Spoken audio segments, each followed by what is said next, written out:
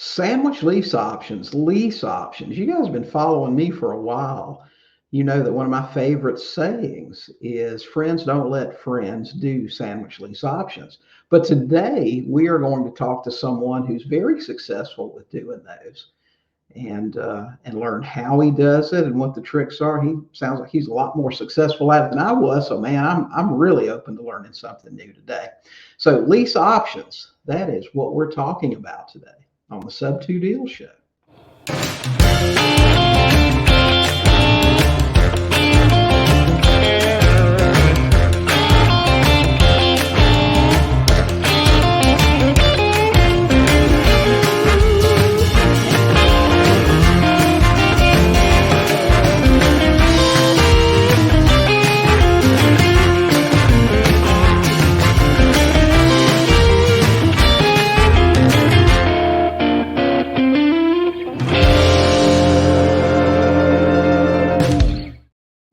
Hey, Sub2ers, welcome to this episode of the Sub2Deals Show, where we talk about all things subject to. Now, occasionally we do talk about other real estate investing topics, but it's always something to help you with your real estate investing business.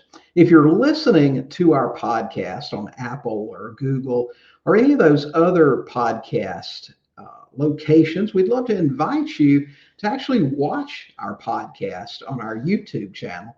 And you can find that at sub2tv.com. We know you enjoy listening to the show, but hey, you can see our smiling faces and explore all the other videos that we release. We release a new video just about every single day over there. Lots of tips and things to help you with your real estate investing business. And if you're ever ready to actually get out there and do some real estate investing, we would invite you to check out our training hub at sub2university.com. We've got lots of products there, courses and coaching, low-cost coaching, including our $7 a month program that will help you get started and won't cost you a whole bunch of money. Guys, tonight we are really excited. We have a friend of mine from Kansas City, Mr. Justin Chamness. He's going to be on here, and we're going to talk to him about his wholesaling business and lease options. This guy does a bunch of lease options. You guys have heard me before talk about them. I don't usually talk very favorably about them, but today we're going to get to talk to somebody that's very successful with them. He's going to explain to us how he does it and how he does it and enjoys it, which is something I didn't do a lot of. So we're real excited about that. So you guys join me in welcoming Justin to the show. Hey, Justin, welcome to the Sub2Deals Show. Hey, thank you so much, William, for having me. It's a real honor to be here today with you. Thank you. Yeah, well, it's an honor for me to have you here. I got to be on Justin's show recently, really had a great time, enjoyed that, and we're real proud to have him today. Any long-term investor that can make something tough work out, man, I'm looking forward to this today tremendously. Justin, tell everybody about you, how you got started in real estate, and what you've done over the years. Yeah, I got started in real estate watching late night infomercials back in the 1990s and fell in love with the idea, the concept of zero down money, no money down real estate. And so when I eventually in life, kind of wanted to settle down, I was interested in getting a house. I found getting a mortgage hard because my credit wasn't there. My income maybe wasn't there too. And for the kind of house I wanted, they say, like they say, I had, champagne taste and beer money, and so I was even more interested in no money down real estate. My brother, I've told this story a few times, but my brother, my older brother, he was doing some lease options at the time. I don't know where he discovered it, but he was exposing me to it in front seat of his car one day. I heard him take a call. It was a potential tenant buyer that put $3,000 down. He got off the phone. He said, I just made $3,000. And my jaw hit the floor, the floorboard. I was like, what in the world are you doing? And he told me And I knew immediately that that was the solution, first for me to get a house, and then secondly for me to make money. Right. So yeah. Yeah, for sure. I'll tell you, and actually, it's funny you say that. I'm sitting here right now in a house that we bought a couple of months ago, subject to. Took over a 3.1% interest loan. Just Nice. a tremendous deal. Yes, Wrote the it is a good seller deal. a check for $12,000, took over a $220,000 mortgage on a 3 and a quarter house. Man, it's tough to get deals like that out there right now. So not only is it good for investment, but you buy a house to live in. Exactly, exactly. So the method that I was exposed to, lease options, it just made sense to me because I was already a renter. Mhm. I understood what it meant to be a renter. So I went to work trying to figure out how to do lease options. And then, lo and behold, the first deal that fell in my lap, sometimes it's funny when a new investor or wholesaler is starting out, a different kind of deal than what they're focused on will fall in their lap. But in this particular case, a lease option fell in my lap. The guy called, he called some marketing that I was doing. And so I called him back and I said, "Hey, listen, he wanted me to assume the note." Okay. He wanted me, this was like some kind of VA loan. And he said it's assumable. And I was so confused by it all. I didn't know anything. And I said, "Hold on, I'll be over in a half hour if you're home." He said, "Okay." So I took my lease option paperwork because that's what I'd been focused on. And so I sat down with the guy, and he was trying to get me to, like, "Hey, just assume this note. Just take this note. Just take this house from me. Just take this note." I didn't know enough to do any of those things. And so I just said, "Hey, listen, I can't do that. What I'm going to do is I'm going to lease the property from you for 36 months. During that time frame or after, we will get the house purchased from you at your loan balance." So in other words, payment relief for you. And he was like, "Okay, that's number one. That's number one. I got to have payment relief." Mhm. So I was thinking, okay, this is a great solution for this guy. I Right. moved into that house. That was a move up for me because I had been a renter up until that time. Actually, I was living in a mobile home in a Mhm. mobile home park, Right. and I needed to get something going for my life. Mhm. And so I needed to come up out of the trailer park, for for Right. example. So I got this house under contract, lease option, 36 months. And I'm a young guy. You gotta remember too, back in these days. And so I moved into the property and lived there as a 5 bedroom, 2.5 bath house. It needed a little bit of work to it, but it was just cosmetic stuff. It was really a great solution for me and my budding family. Okay. But what was even cooler about it is after 12 months, I decided I didn't want to live there anymore. And I flipped it as a lease option to someone else as a sandwich lease option. So now I was creating a few $100s a month in my passive income. Mhm. And I put a few $1,000s in my pocket up front on a property that I never owned. I never had my name on the deed at all whatsoever.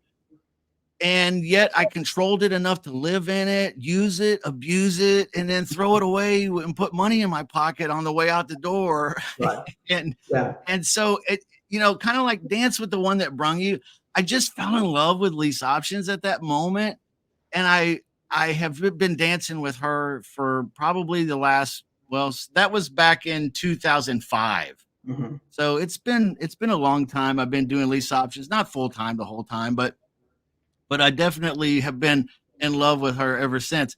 So I like it because of those two reasons. One, it has actually, the house I live in currently, I bought the same way, except we transitioned to traditional owner finance midstream. Okay. Right. So in other words, we leased the property for a while. We made good on the payments. Then the homeowner was willing to let us transition to a traditional owner finance scenario, and then from there, we just paid the house off.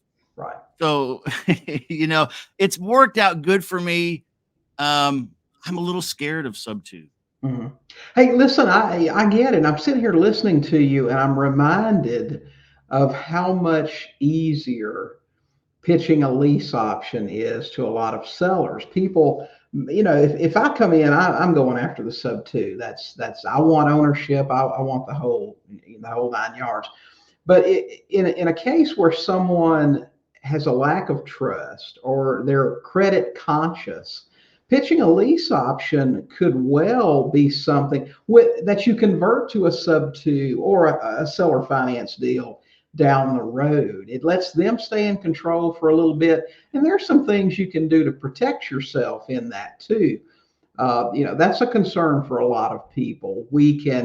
What if the seller keeps the house in their name, but they get liens or judgments? We can protect ourselves in that case. I'm sure you do. What do you do to protect yourself from something like that happening, Justin? Well, 99% of the deals that I do for other people. Mm-hmm. So I assign them to a tenant buyer somewhere with the homeowner's permission. So that's what I call a cooperative assignment. Mm-hmm. So right. The homeowner is cooperative with it. He knows what's happening. He knows I'm making a profit on it. He knows the people that are moving in there, and he's given his approval, his thumbs up. They're moving in.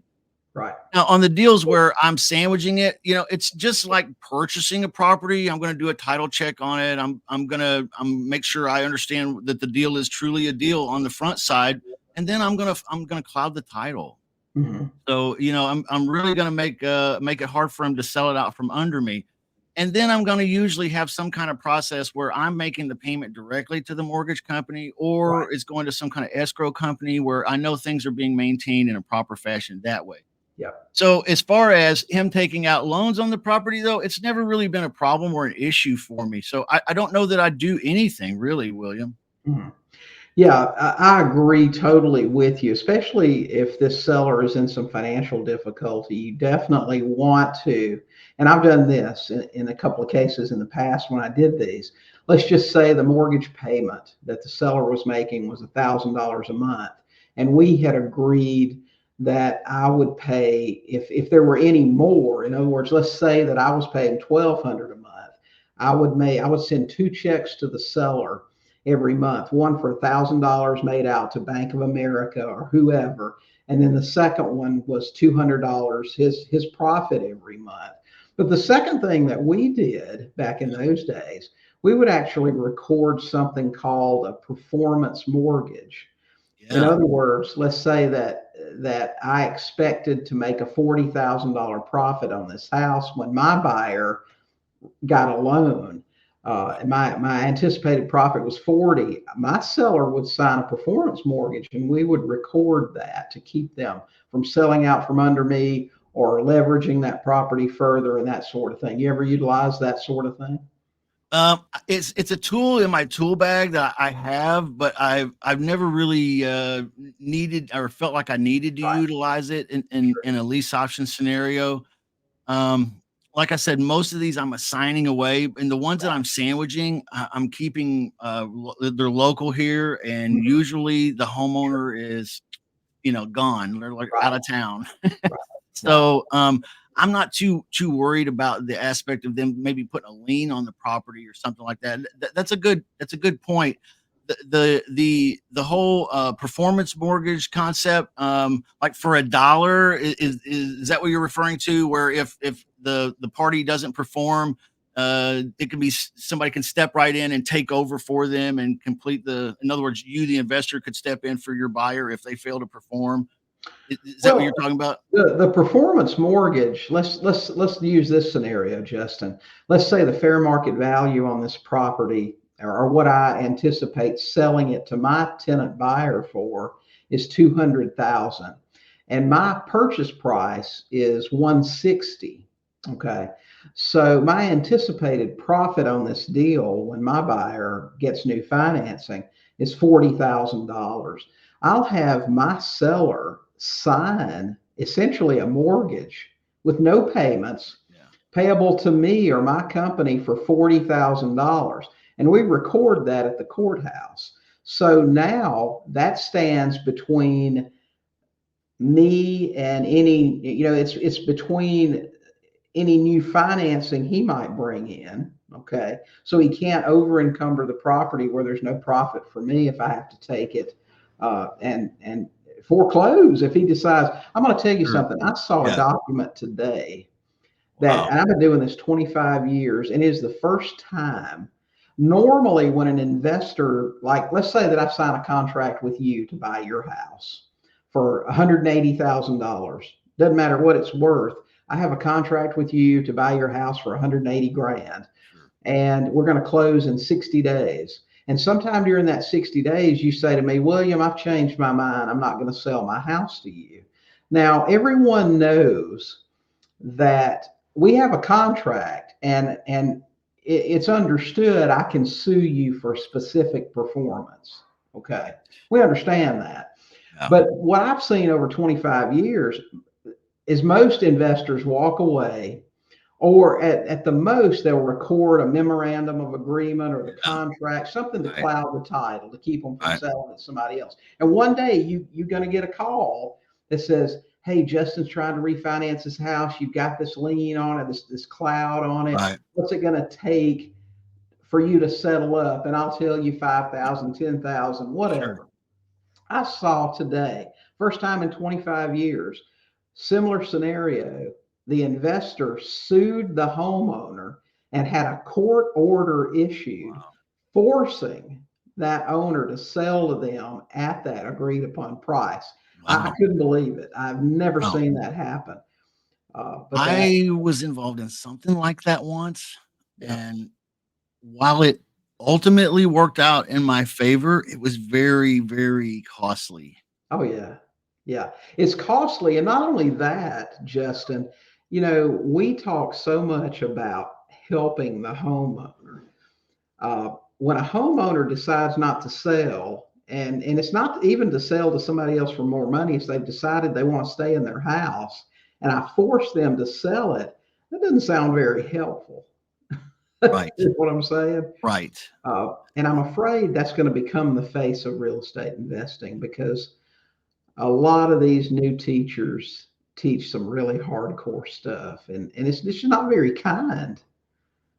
You know what I mean? Yeah. It's just not very kind. I like, going back to something you said earlier about lease options, being easier to pitch Mhm. a homeowner. Yeah. I might be the laziest guy in real estate, because that's really probably why I've never really, I'll do other types of transactions, but my favorite lead in is always lease options, because it's the easiest question. It's the most palatable question for the homeowner. Okay. Mhm. So, like, from my perspective, at least, and, you know, that's just my perspective, but my Right. perspective is I have to ask the homeowner certain questions to ascertain where their motivation level is, what their needs and greeds are, to figure out what strategy works best for them. And the easiest, most palatable strategy to begin questioning them about, hey, if we were to, make a payment to you, cover your PITI, rent the place from you for X amount of years or X amount of months, purchase it during that or after that time frame at this amount. Is that something we could talk about or not? If the guy's open to that, there's nothing that says I can't then ask a question further that would be a setup maybe for a subject to Right. something like, well, hey, if we take the house over, would you let us continue making your mortgage payment until we pay you off?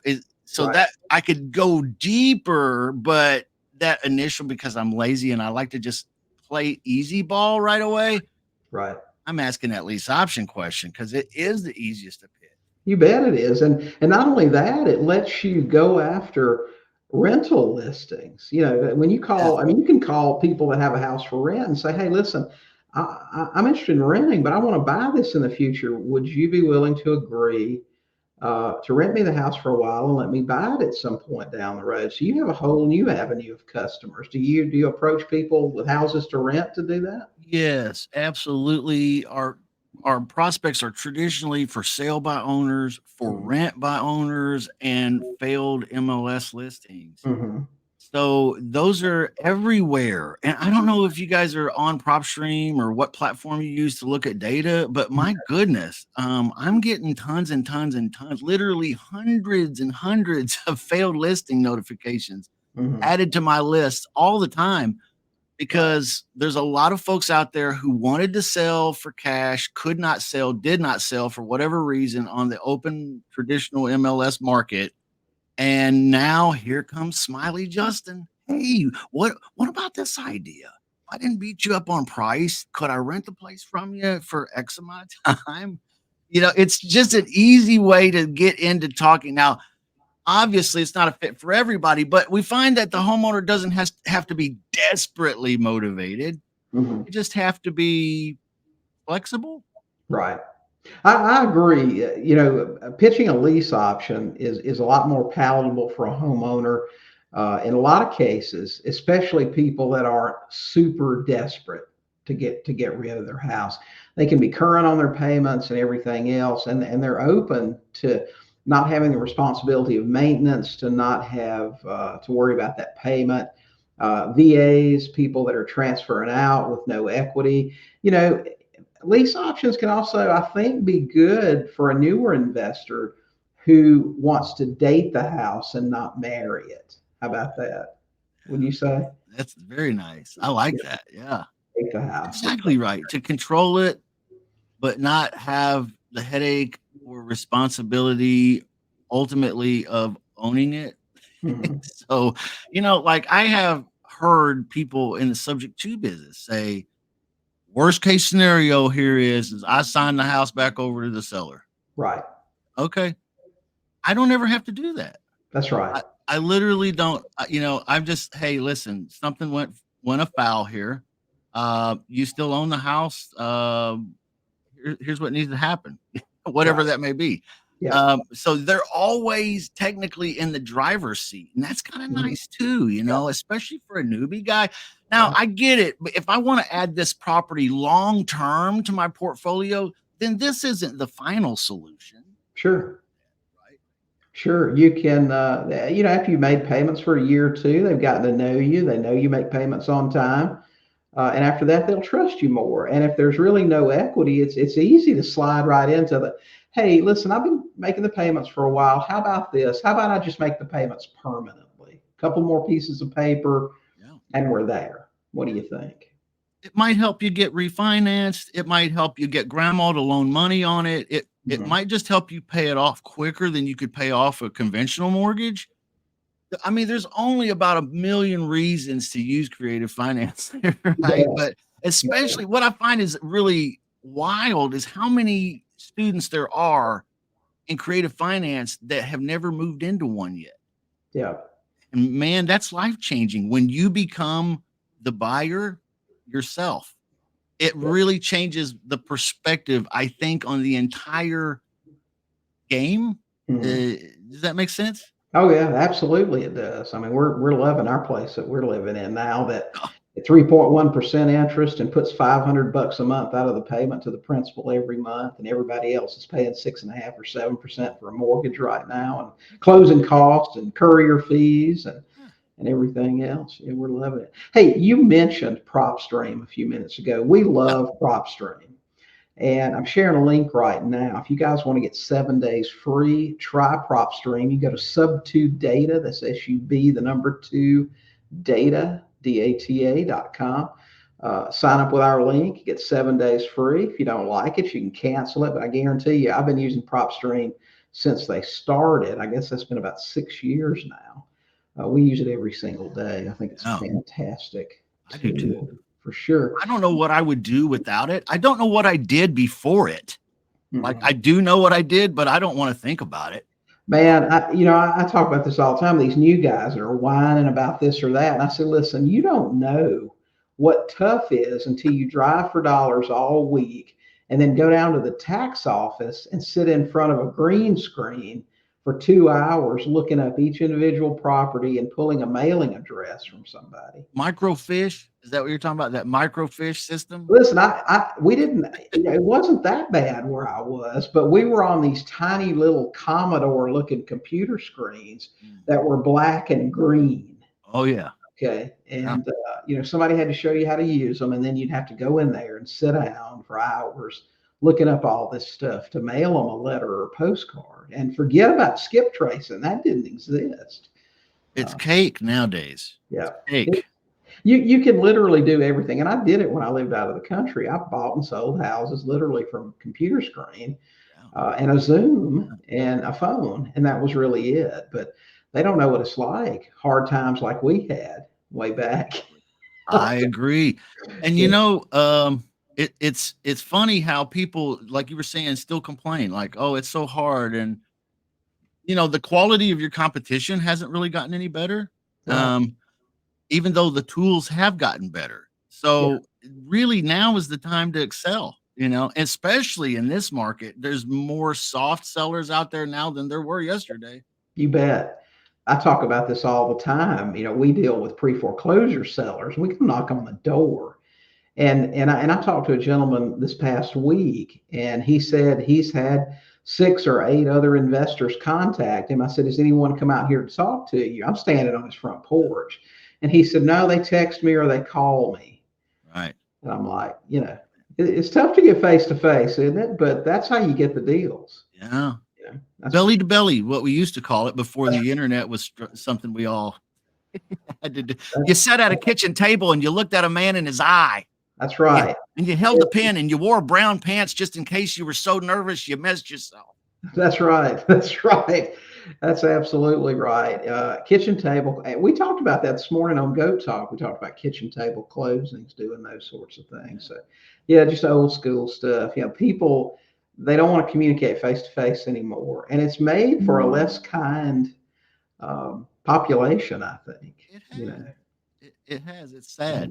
It is. There's so many people out there who are longing for human connection like that. I have the same story, William. We hear from homeowners all the time, leads. Oh, I've got the same message from I don't know how many people, but you're the only one who would actually call me back, or you're the only one who, spent the time actually telling me what this means and how this works. And Right. it's crazy why people only go so far and then stop when the lead says yes or maybe. Yeah, that's for sure. I'll tell you, my wife and I travel a bunch, and one of my fun things to do whenever I'm in a new town is call all the bandit signs that I see. Oh yeah. And I'll tell you this, Justin, if you don't do it, start doing it. It's hilarious. If I call 10 bandit sign numbers today, 10 voicemails, voicemail at best. Usually it either rings, voicemail's not set up, nobody answers. oh And my God. if you leave a message, they won't call you back. Right. It's I know. they went to a seminar, they bought a course, they did what it said, and now they're terrified to answer the phone. It's crazy. And they want to lay down. Yeah. See, they want the homeowner to be an absolute lay down. It's like, I got this course that now I'm a motivated seller order taker.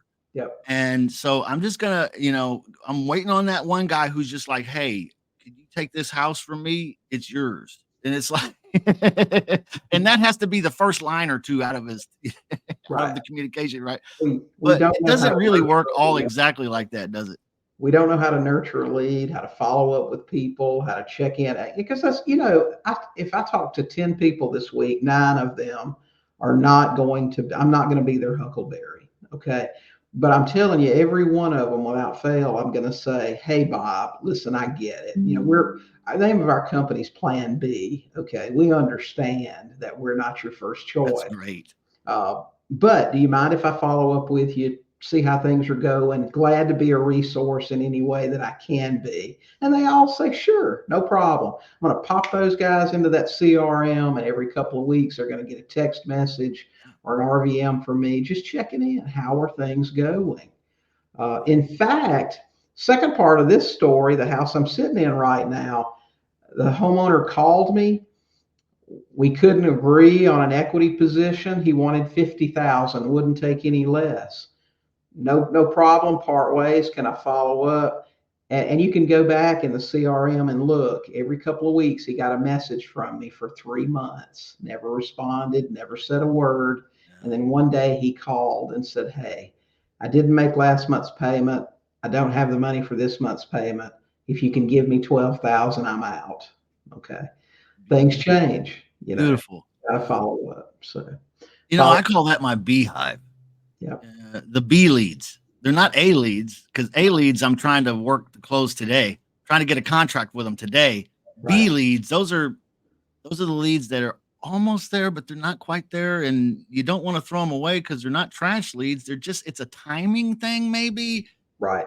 Or maybe it's a trust thing. I don't know, but let's give it some time and drip on them like that. I call it my beehive. I put them in my beehive because sometimes those bees, they'll make money for you. That's for sure. That's for sure. Let me ask you, Justin. So lease options, they're your jam these days. Okay. That's what you do the most of. And it sounds like most of them, you do a quick cooperative assignment. You collect a down payment from your buyer. You hook your buyer and your seller up. They pay, you're out and your buyer pays the seller moving forward. Maybe they buy eventually, maybe they don't, but it's okay. Your seller knows what's happening. What do you see? Now we're both creative finance guys. I do sub-twos primarily. You do the lease options. What do you see happening this 2024? We're 2 months into it now, about 2 months in. Got a long way to go. Interest rates are falling just a little bit now. The market has softened up a good bit from where it was a year ago. Where do you see things heading for the rest of this year? Yeah, I wish I had a crystal ball, but I don't. And I can only speculate like everybody else. I think it's going to be just kind of like it is right now for the rest of the year. I don't think it's going to get a whole lot worse because, or better, really. I think the election is coming up, and they're going to try to keep things from being too horrible bad in any respect, probably for the rest of this year for the most part. But that's my guess. I don't know. I do feel though, like what you were saying, the market's a little softer. Sellers are a little bit more flexible, a little bit more cooperative. I can tell you what the data says in my business at least, and that might be more enlightening than my conjecture here. But in my business, we run scrapes and we scrape Zillow and we get for sale by owners. Okay. Right. And then we try to go through those to figure out which ones may be flexible or motivated enough to do a lease purchase or a lease purchase option with me. And so what I've noticed is a few, like all last year up until about December or so, every week I dragged all the new for sale by owner listings out of about 46 of the 50 states. And I was getting thousands of new for sale by owner listings every week. But now I'm getting like maybe 1,200. Mm-hmm. However, on the flip side of that, for rent by owners was very low last year. And this year, it's not uncommon for me to get 3, 4, 5,000, maybe even more new for rent by owners. Right. On those in the same 46 states. So my guess is from the data that a lot of homeowners that were attempting to sell have really said, hey, this is not working out for us. No one's going to get these. I don't know why. 8.5%, 8% loans. My first house I bought, like back before the story where I was, my credit was bad. My credit actually started out pretty good. And I went through a divorce. That's how all that happened. But I bought a house through a traditional mortgage when I was a really young guy. And it was 8.5 something percent, I think, at the time. So like, I don't really, it's mind blowing today that the market is like, they're saying people just won't go get the loans because of the interest rate and all of this. And I'm like, yeah, but it ain't that bad really compared to all of history. It's kind of normal. Mm-hmm. Nevertheless, people aren't being able to, they can't sell. These sellers are like, hey, I haven't sold. So they're pulling it off the for sale by owner market, or the MLS has failed and they're putting it on the for rent by owner market. So some of these motivated sellers are hiding. They're hiding in the for rent section now. Right. So that's a good target. It's going to happen all year though. Yeah, and lease option. What you're talking about, people moving over to the for rent section because they don't have other options, and so that's a perfect work with pitching. Listen, I'm interested in renting your house, but I'm also interested in buying. Right. What if I would rent it for a couple, 3 years and then buy it at some point down the road? So I tell you why it's even better than that, though, William, because they're already thinking about renting. When you go to talk to them, they're not thinking about 20% down payment, 10% down payment. I need $25,000 down. No, they have acquiesced all the way back to renting. So Mhm. they are looking for a 1 month's deposit. Right. So if I can structure this deal, I stand to make a lot of money. Right. For Yeah, sure. selling this option because the deposit is so doggone low over here. Mhm. For sure. Yeah. Okay. So great information, Justin. I'll tell you, you've almost convinced me I need to go back to doing some lease options here. Well, Uh, it's a tool. That's all it is. It's just a yeah, tool, right? that's right. It's good to know a lot of different ways to give a seller what they need. And some people, we talked to a seller several months ago that had a house in Utah. This was $1 million property, and I would only consider it if we were going to live in it. But they were very motivated. They had only owned the house for about a year and a half, and they wanted to structure something where they could rent it for another 6 months. They were trying to work it out for a long-term capital gain, where they would, it would appear that they lived in it for 2 years. And I'm like, listen, if you guys say y'all are living in it, that's between you and the IRS, okay? But they were ready to do something for sure. Yeah. So I get what you're saying. In some cases, that may work out. We talked a little bit about, we mentioned the CRM. We talked about PropStream. What recommended tools that would you have to tell investors that they absolutely need in their business? What do you use every day? Well, you don't really, if your target is for sale by owners and for rent by owners, they're literally everywhere. Right. You don't need any real tools to Mhm. do this other than the internet and a cell phone and computer, the normal tools. Right. You could find leads off Craigslist still. No, right? Craigslist, you forgot about that. I mean, it's been a while, Yeah. but it's still a beautiful thing to do, is go to Craigslist and look at the for sale by owners and for rent by owners because there's some over there hanging out that nobody's reaching. Right. But I do use REI Reply to help automate my text blasting, and I Mhm. also use it, of course, since then as a CRM as well to help keep Right. the leads organized, following through like a pipeline.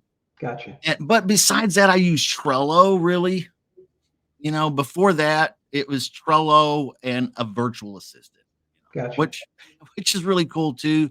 Mhm. It's all up to you really how you want to do the business. That's how I do it. I just use a virtual assistant. We use Craigslist, free stuff. We use REI Reply. We scrape Zillow. Um, it's not complicated. This business is not hard in the sense Right. of who do we talk to. Um, it's more hard in the sense of making yourself do it, Mhm. if that means anything to anybody. I don't know, like sometimes people struggle with the motivation to do it. Mhm. And then when they do get moving, they complicate the simplicity of the entire process, which Right. with tools and shiny objects and all of that. Just go, you could just literally go to any social media platform and find people with property listings. Oh, there's some Right. pretty house deals in there somewhere, probably. Yeah. Yep, for sure. Now, I know that you have, I believe it's a free ebook for anybody that's interested. You want to tell everybody about that and where they can find it? Yeah, that's great. Thanks for letting me share that too, William. That's shutupmoney.com, and it's a 36-page ebook that I put together. It's ebook because it's not a real book, it's just online. It's a PDF, but it's a full book really. It's about how my wife and I purchased our first home, lease purchase, and how we converted it to true owner finance, and how we now own it outright, free and clear, and how anybody in America really can do the same thing. They try to take this away from everybody on TV. Oh, the American dream is dead for this generation, and this Generation Z or whatever they call it now. They're not going to be a generation of homeowners. Hey, ask any of them; they would all love to own a home. Right. They've just been taught, hey, you can't do it, or you shouldn't be willing to do what they're saying you need to do to get it now. But really, there's a whole other way of getting into properties, which, like I was saying, my wife and I, we do, you do, creative real estate investors do. It's a great place to start thinking about how can I, first of all, become a buyer, and how can I do this then in turn to help other people. And that's what that 36-page book is about. I know that's like I read the whole book to you right there. Oh no. Listen, I totally agree with you. If you're not interested in being a real estate investor, if you're not interested in being a landlord, or you love your job, you love what you do, and you feel like it's too expensive to buy a house now, the interest rates are too high, you have to save up too much money for a down payment, you don't want to get out there and mix it up with real estate agents and do all that stuff. It's a cool thing to learn, just to buy a house to live in, how you can structure something with little to nothing down and actually own that house. It's worth it for that, if nothing else. And the education of it all, really, Right. like, you really get to understand all of the roles involved in that transaction when you move in and become the end buyer as well, or at least a temporary end buyer. You don't have to complete the purchase. You could always flip that deal, whether it's subject to, or you've got some kind of other owner financing going on, or even just a lease option. You could about flip that deal to somebody else. Hey, I've lived in several of these deals, man. And not only that, can I admit to something here that's maybe you'll tell me that that's unethical. I don't know. I have had homeowners that are moving out, walking away, washing their hands of it. And I've said, hey, listen, I'll lease the place from you 36 months. We'll purchase it at your loan balance during the time frame of the lease, or just right thereafter. And they're like, okay, good. We're gone. Thanks for the payment relief. Bye-bye. Adios. And I'm like, hey, what about all this furniture? What about this spa in the back? What about, hot tub, what about all this? Hey, what about this beautiful furniture, this desk that you have over here? You're leaving all of this? Yeah, if you want it, you can have it. I don't care. I'm leaving. And dude, I'm taking all of that stuff I can get too. Oh, you bet. You bet. Is that okay? Oh, for sure. I mean, listen, they've said they don't want it. We bought a house last year here, and this guy left, gosh, it must have been $5,000 worth of tools and ammo. I'm telling you, they took the guns, but they left all this ammo. I'm talking everything from shotgun shells to all kind of hunting cartridges to these really elaborate, I can't remember what they call them, shredders or something. These bullets that on impact, they turn into some kind of a crazy thing that looks like some kind of a saw blade, and just rips a hole in people. I'm telling you, and I got a prepper friend that I took them two big, just huge containers full of this stuff. I don't need that stuff, but I literally, it was several $1,000s worth of this stuff. Isn't this business fun though? I mean, one of our Max students has said several times, I've got to collect all these stories and write a book, investor stories, because some of this stuff you can't make it up. I mean, I've been involved in transactions where there was a divorce. Now, that's not uncommon, but I'm talking about where hitmen were hired, all kinds of stuff, man. You know what I mean? Really, Diary of a Real Estate Investor. That would be a crazy, crazy book. I haven't been involved in that one. That sounds like a good story. Listen, I could tell you some stories sometime. But listen, investing in Georgia and Arkansas, listen, there's all kind of stuff going on. Let me tell you. Like skeletons in the closet for real. Oh, for real. For real. So guys, get over there. And I love that phrase, by the way, shut up money. We tell people all the time that are getting in real estate and they don't have a supportive husband or wife, show them the shut up check. Yeah, right. And until then, we'll shut them up. Right. So you got to get over there. Get over there and get the book, shutupmoney.com. Get over there and download that and get Justin's story, and you guys check him out. He's got some teaching and some training over there as well. Listen, Justin, fantastic information today. We really appreciate you being here. Any parting comments for anyone that may be listening? Anything you'd like to share with them?